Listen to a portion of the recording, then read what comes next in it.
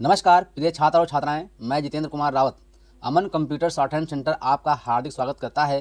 जो छात्र और छात्राएं सिंह प्रणाली शॉर्ट हैंड पूरी किताब पढ़ चुके हैं और उस किताब के मैटर की भी शॉर्ट हैंड डिक्टेशन स्पीड बना चुके हैं और उन्हें अधिक शॉर्ट हैंड डिक्टेशन स्पीड बनानी है तो संपर्क करें, क्योंकि हमने रामधारी गुप्ता की किताब में से 203 पेज डिक्टेशन के लिए हैं, जो प्रत्येक पेज में 400 शब्द हैं, जिनका डिक्टेशन 60, 80, 100 व 120 शब्द प्रति मिनट की स्पीड से 400 व 800 शब्दों पर दिया गया है।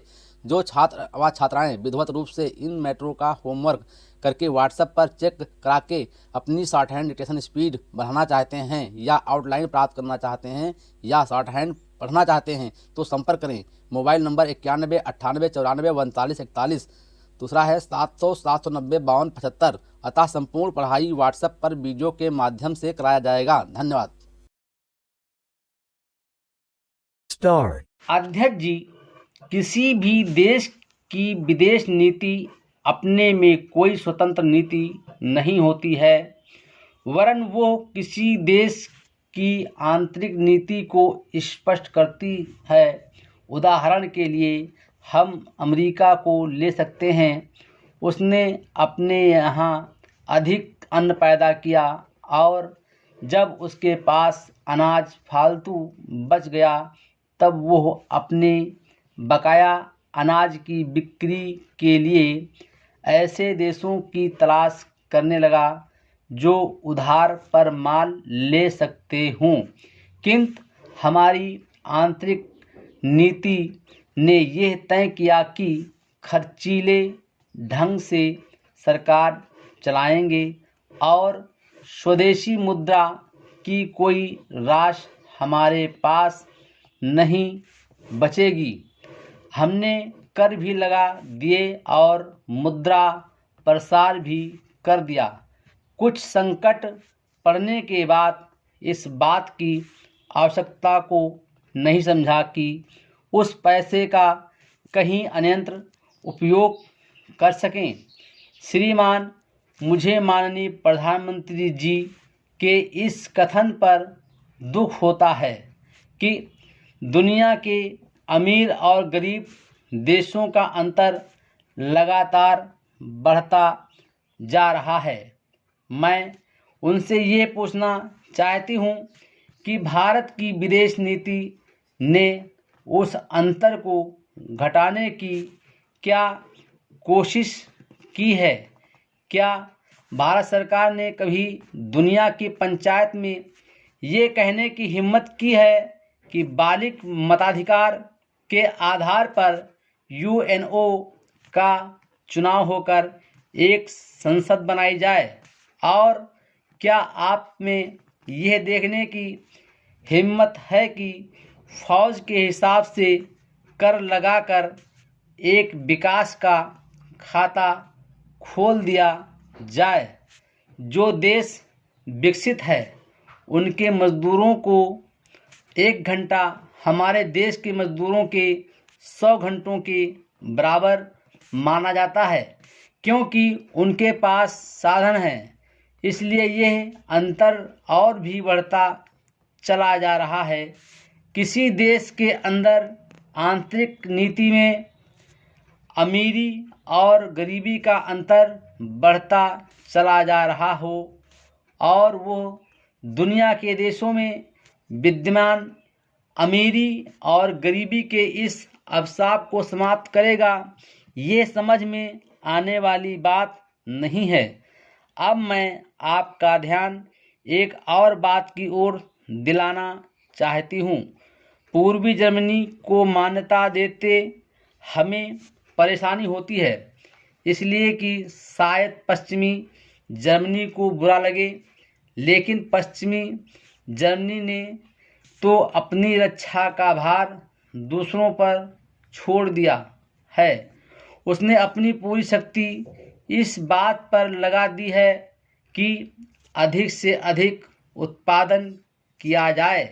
आपने जो समय दिया उसके लिए मैं आभार प्रदर्शन करता हूँ और आपका धन्यवाद करता हूँ। अध्यक्ष जी, जिस समय पाकिस्तान ने भारत पर हमला किया था उस समय उन्होंने देश की रक्षा के लिए महत्वपूर्ण कार्य किया था।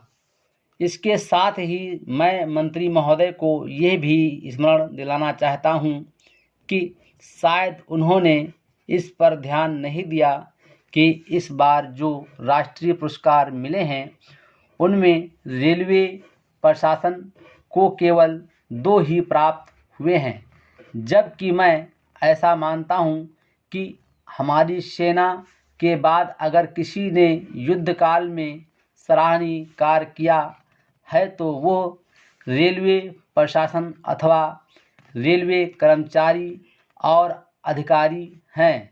इसके लिए उनके मनोबल को बनाए रखने के लिए और उनको प्रोत्साहित करने के लिए रेल मंत्री को इस बात पर भी ध्यान रखना चाहिए और इसका प्रयास करना चाहिए कि जो भी इस तरह के प्रोत्साहन मिले उनमें रेलवे का विशेष ध्यान रखा जाए।